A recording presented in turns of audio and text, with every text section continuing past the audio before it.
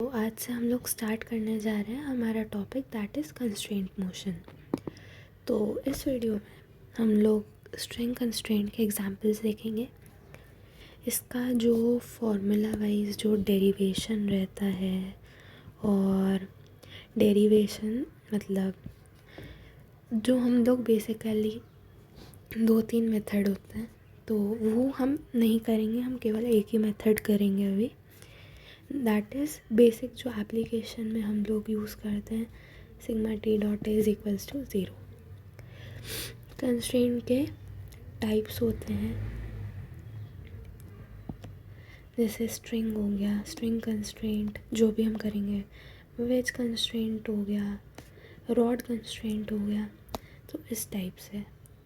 तो चलो let's start. तो हम एक एग्जांपल से समझते हैं। मान लो एक पोली ब्लॉक सिस्टम है। यहाँ अगर टेंशन टी है तो इधर भी टेंशन टी होगी, तो इधर टोटल टेंशन हो गई 2T, इधर हो गई टेंशन 2T। मान लेते हैं ये ब्लॉक इस तरफ जा रहा है विद एन एक्सेलरेशन A1। मान लेते हैं कि ये इधर जा रहा है A2, और लेट्स से ये जो net acceleration of pulley that is AP, और सॉरी जैसे हाँ AP मान लेते हैं, और ये मान लेते हैं ये ऊपर AP से जा रहा है, तो ये ऊपर जाएगा तब ये नीचे आएगा। अब देखो, अब हम एक रिलेशन डेवलप करेंगे। कैसे? हमारा basic formula that is sigma T dot A is equals to 0 करके। तो अब आप देख सकते हो ये सिस्टम है हमारे पास। अब हमें क्या करना है, हमें डॉट प्रोडक्ट इन दोनों वेक्टर्स का डॉट प्रोडक्ट इक्विवेलेंट टू 0 करना है। ये वाला जो ब्लॉक है इस पे करेंगे हम पहले। तो सिग्मा हम पहले इस सिस्टम पे देखेंगे, ये जो पूरा सिस्टम है इस पे, तो इस पे हम लगाएंगे। तो सिग्मा टी डॉट ए यानी कि टी डॉट A1। अब अगर ये डॉट प्रोडक्ट है तो कहना ऐसे कि अगर टेंशन इस डायरेक्शन में और एक्सेलरेशन इस डायरेक्शन में है तो माइनस लग जाएगा आगे। यस, क्योंकि डॉट प्रोडक्ट हो रहा है और अपोजिट डायरेक्शन में। और अगर A2 में देखें तो सेम डायरेक्शन में, तो पॉजिटिव साइन आएगा। तो चलो देखते हैं। तो सबसे पहले रखेंगे T इंटू A1, नेगेटिव का TA1, फिर लिखेंगे ये इस ब्लॉक के लिए पॉजिटिव का TA2 क्योंकि सेम डायरेक्शन में है। एक्सेलरेशन ऑफ पुली इस डायरेक्शन में, टेंशन है इस डायरेक्शन में पुली पे, उल्टे डायरेक्शन में, तो इधर भी आ जाएगा -2T AP is equal to 0। यहाँ से T कैंसिल करेंगे, so will get -A1 plus A2 is equal to 2AP। तो यहाँ से AP की वैल्यू आ जाएगी A2 माइनस A1 अपॉन 2। ये है AP का वैल्यू, राइट। तो इस तरीके से हम रिलेशन डेवलप करते हैं। एक और एग्जांपल देखते हैं।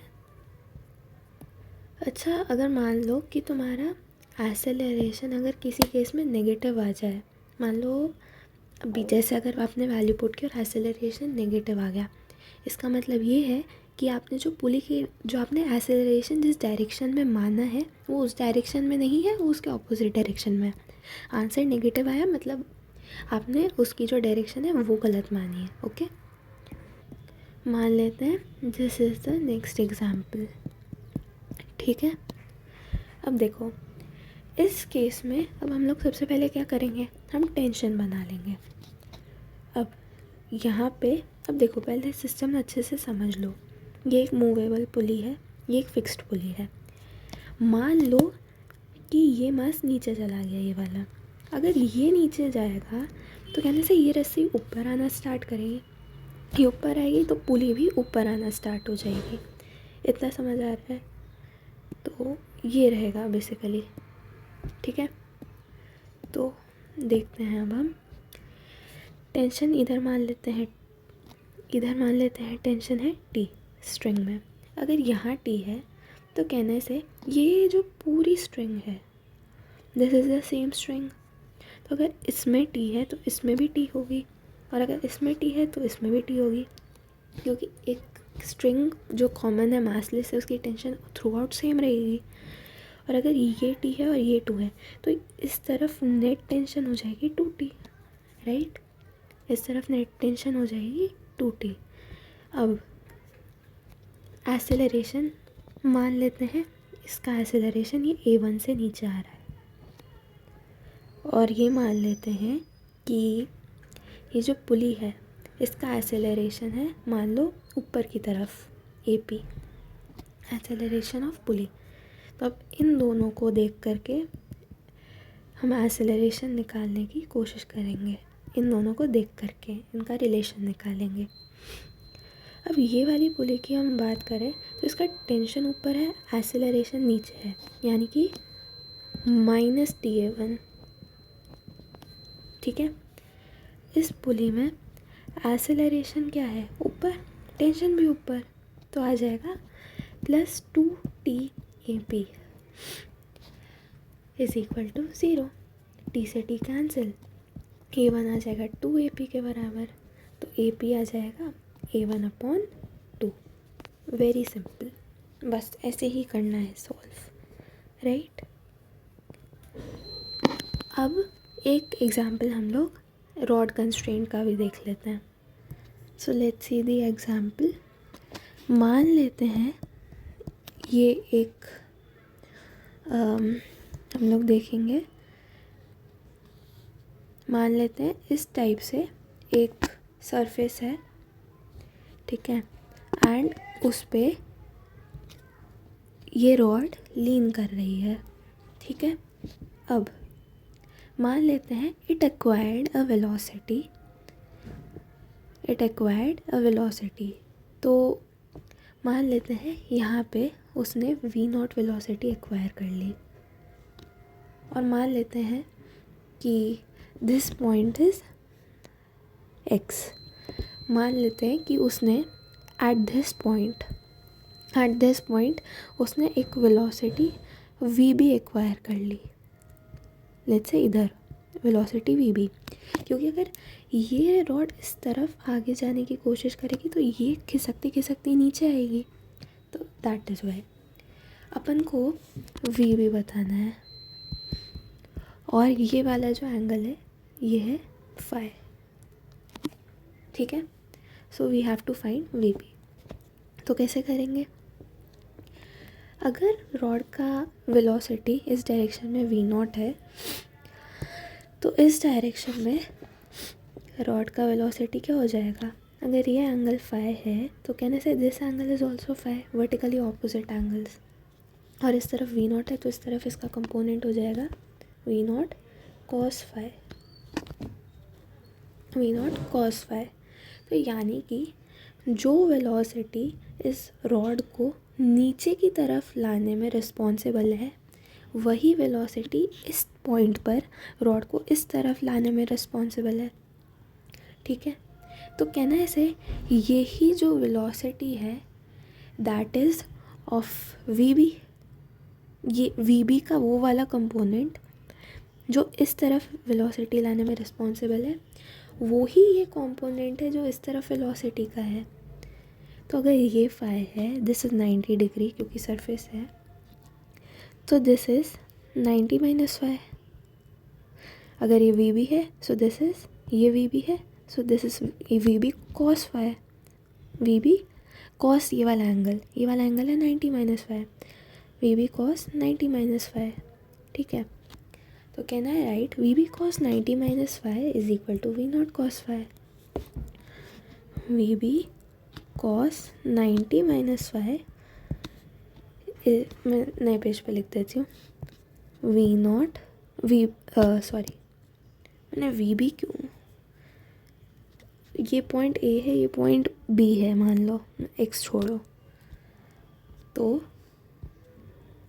VB is equal to VB cos 90 minus phi is equal to ये वाला component V naught cos phi, V naught cos phi, cos 90 minus phi is sine phi, तो V B sine phi is equal to V naught cos phi. तो यहाँ से we B आ जाएगा V not caught phi. तो ये आ गया final अपने पास। तो ये एग्जांपल है एक रॉड कंस्ट्रेंट का। अब अपन एक और एग्जांपल देखेंगे, ये एक अच्छा एग्जांपल है स्ट्रिंग कंस्ट्रेंट का। तो लेट्स सी।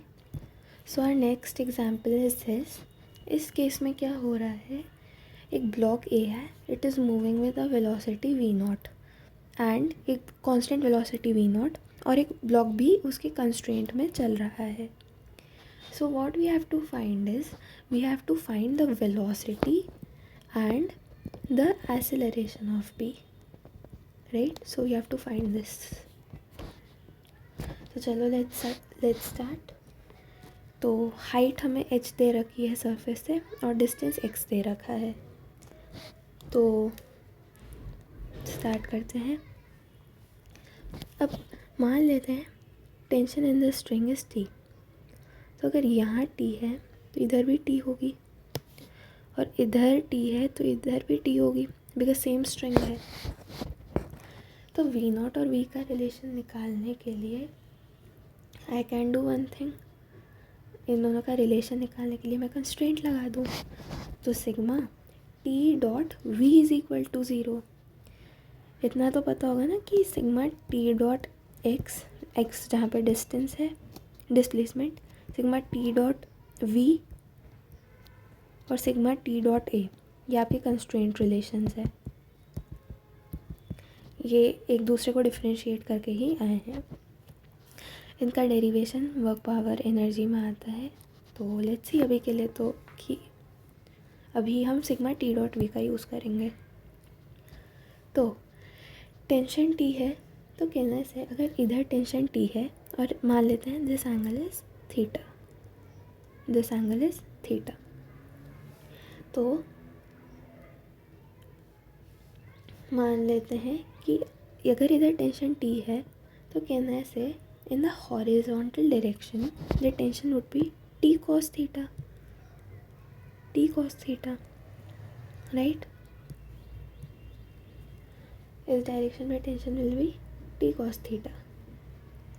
तो निकालते हैं। तो इधर टेंशन T है और इस साइड V नॉट है, तो according to constraint opposite direction में है, तो T minus T V naught, और इधर T cos थीटा है हॉरिजॉन्टल में, हम हॉरिजॉन्टल में कर रहे हैं अभी, और वेलोसिटी V भी इस डायरेक्शन में होगी, तो plus T cos theta V naught is equal to 0, V naught नहीं sorry, it is V B is equal to 0। T से T cancel,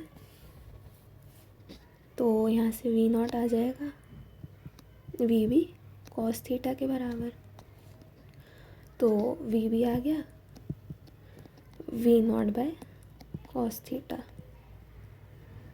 right, V naught by cos theta. अब हमें question में थीटा नहीं दिया था, थीटा तो हमने खुद से डिफाइन किया है, हमें तो h और x दिए थे, तो थीटा पता है h और x के टर्म्स में हम निकाल ही सकते हैं। तो V भी है V naught by cos theta, right. तो V भी कितना हो जाएगा, cos थीटा क्या होता है, बेस अपॉन हाइपोटेन्यूज, तो V not divided by base कितना हो जाएगा x, और हाइपोटेन्यूज कितना है, ये h है ये x है, तो ये वाला हाइपोटेन्यूज हो गया root h square by x, h square plus x square. तो V नॉट बाय बेस कितना था x, और ऊपर क्या आ जाएगा, इसके डिवाइड में जाएगा तो ये ऊपर आ जाएगा root x square plus h square, ये हो जाएगा V B, राइट। अब हमें क्या निकालना है, वेलोसिटी निकालने को बोली थी, ये तो हमने निकाल दी। अब हमें क्या निकालना है, एक्सेलरेशन। अब एक्सेलरेशन कैसे निकालेंगे? हमें पता है वेलोसिटी को डिफरेंशिएट करेंगे तो क्या आ जाएगा अपने पास? एक्सेलरेशन। तो बस बहुत सिंपल है। हमें इतना तो पता है ना कि V B is equal to V naught by cos theta, यानी कि वी नॉट सेक थीटा। अब अगर हम इसे डिफरेंशिएट कर दें तो क्या हो जाएगा? ये वी बी डैश मतलब कि जब हम डिफरेंशिएट करते हैं तो, या फिर रहने दो, हम ऐसे ही लिख देंगे D V B by D T, क्योंकि अगर एक्सेलरेशन निकालना है तो वेलोसिटी को टाइम के रिस्पेक्ट में डिफरेंशिएट करना पड़ेगा। तो D V B by D T is equal to D V naught by D T, और टैन, अब सेक थीटा का डिफरेंशिएशन क्या होता है? सेक थीटा का डिफरेंशिएशन होता है tan theta sec theta, tan theta sec theta. और सिंस हमने इस टर्म के रिस्पेक्ट में किया था तो D theta by D T आ जाएगा। ठीक है। अब कहने से यहाँ से ए बी आ जाएगा, A tan theta sec theta D theta by D T. अब हमें D theta by D T निकालना है तो हम क्या करेंगे? क्योंकि हमें ये तो पूरी चीज़ पता है, टैन थीटा सेक थीटा तो हम निकाल लेंगे टर्म्स में एच और एक्स की। D theta by D T को कैसे पता लगाएंगे? तो इसके लिए हम क्या करेंगे? हमें पता है टैन थीटा क्या होता है। What is tan theta? Tan theta हमें पता है क्या होता है, बेस परपेंडिकुलर अपॉन बेस, यानी कि एच अपॉन एक्स, यानी कि एच अपॉन एक्स। अब अगर मैं टैन थीटा को अगर टाइम के रिस्पेक्ट में डिफरेंशिएट करूँ तो मेरे को क्या मिलेगा? टैन थीटा का differentiation is sec square theta, तो sec square theta D theta by D T, क्योंकि टी के रिस्पेक्ट में किया है, is equal to H by X का डिफरेंशिएशन। अब एच बाय एक्स का डिफरेंशिएशन क्या होगा? कहने से H is constant value, right? H तो हमेशा कांस्टेंट रहेगा। क्यों रहेगा? क्योंकि एच तो हमेशा वर्टिकल लेंथ तो कांस्टेंट है, एक्स जो हॉरिजॉन्टली जो डिस्टेंस है वो चेंज हो रहा है। तो यानी कि हो जाएगा एच अपॉन, ये क्या है? एक्स की पावर -1। तो एक्स की पावर -1 का डिफरेंशिएशन क्या होता है? माइनस एक्स की पावर -2, तो माइनस एक्स की पावर -2, तो नीचे एक्स स्क्वायर हो जाएगा। और हमने एक्स को डिफरेंशिएट किया तो क्या आ जाएगा यहाँ पे? D X by D T, right? तो यहाँ से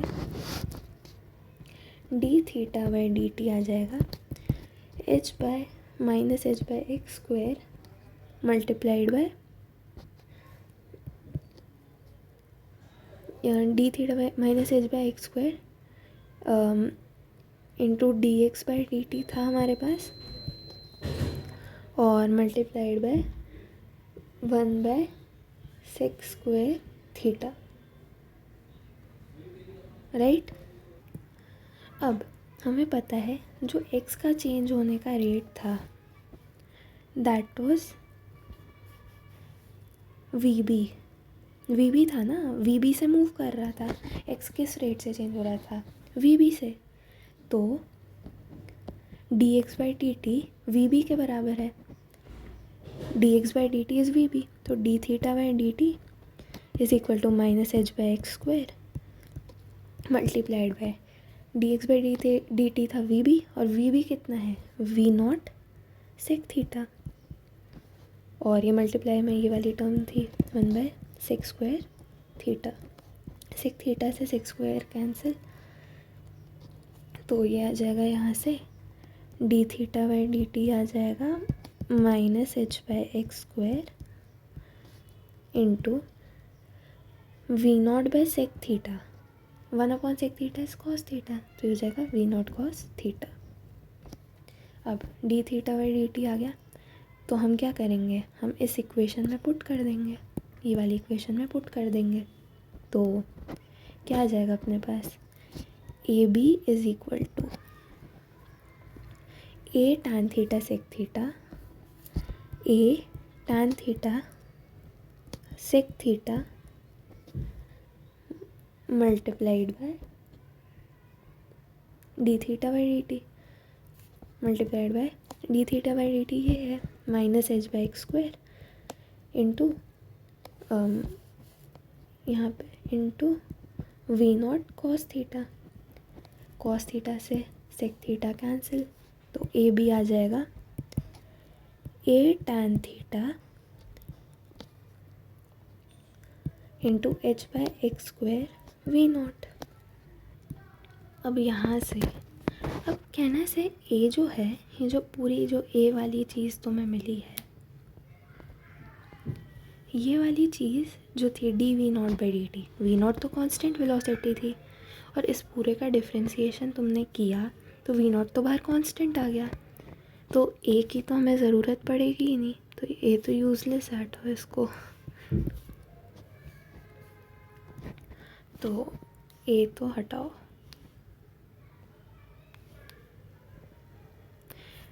क्योंकि ए की जगह क्या आ जाएगा, ए की जगह आएगा वी नॉट, राइट। तो यहाँ से ए बी आ जाएगा V naught into V naught square और tan theta is P by B यानी कि एच बाई एक्स, और ये था minus H by X square, तो V naught square into minus H by X का क्यूब हो जाएगा, ये minus H square by X cube.